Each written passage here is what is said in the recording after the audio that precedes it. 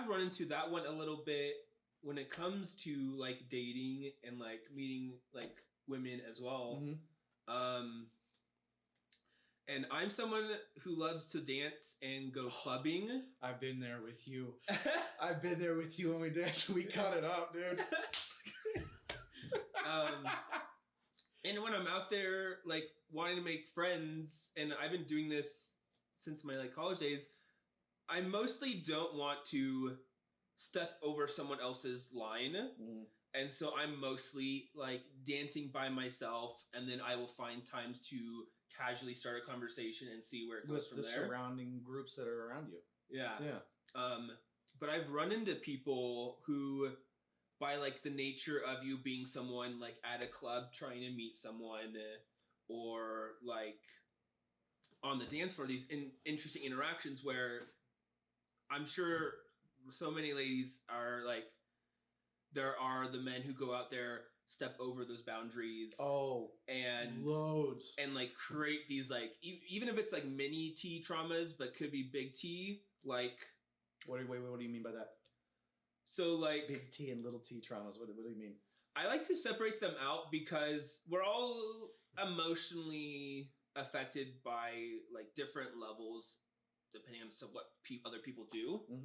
And so sometimes like someone might be like, oh, this guy's being too flirtatious. And this is like a big like red flag versus this being like a smaller one. Yeah. And that probably comes down to like how those interactions go.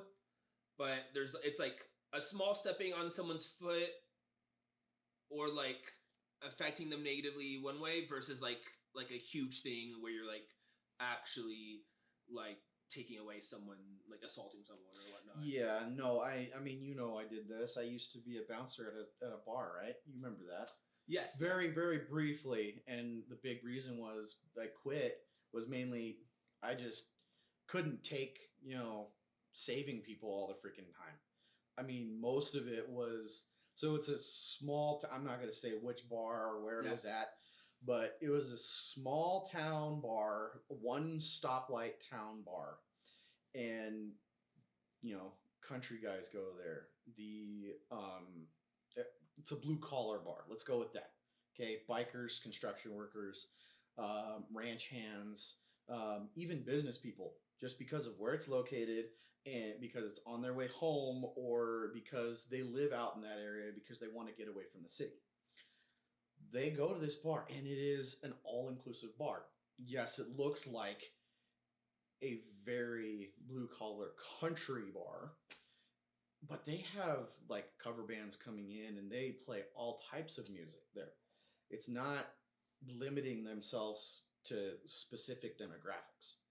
But I got tired of when these, I'm going to call them boys, because there's a difference between a boy and a man, and there's a difference between a girl and a woman. And that is a mindset and how you act. That's my understanding and how I've seen things play out in the world. Now, could that change as we talk? Oh, hell yeah. I'm freaking hoping so, because I want to see everyone's side of things, like I said earlier. But these boys come up to these girls and these women, and they are just out there. They're being loud, obnoxious, and of course they're going to attract the certain people, certain girls and women that like that certain thing, because it's been established that if the squeaky wheel gets the oil, pretty much, if you understand that. Like in this context, what do you mean? In this context, meaning the squeaky wheel gets the oil means the loud person, the loud boy, the loud man gets the attention. Now, is that positive or negative? That's a flip of a freaking coin, depending on which they're going for. And we can go into the dynamics of different dating, but that's probably going to be a different episode at this point, because that's a big one. Yeah. And it doesn't help that we're not talking about it right now because it's coming up to Valentine's Day. And and there's like the conversation there too is there are like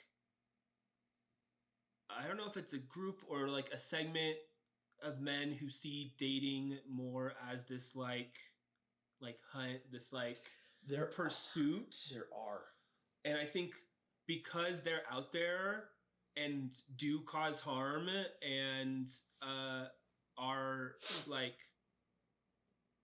out there, that it affects it where there are like boundaries and walls being set up, and where like it's becoming potentially harder for other men to actively date or try to good men to and there's conversations around like what does like good like mean in this context, because there's like there's like the quote unquote good guys, which I think sometimes can be portrayed as negative. Yes, but also on the good guy side, I feel like some guys get in their head, and this is maybe something that happens more like younger like boys or men, that I'm one of the good guys, but why is it still so hard for me to be dating or finding a relationship? Oh yeah. And then they go down a path of like resentment. Yes. Which becomes very like bad as well. But because in their head they're the good guys, they're not. And why are these girls and women going after somebody and being with these people that are treating them like absolute crap? Yeah. No, we can definitely dive into that later on, because that is a whole long subject that we can definitely delve into.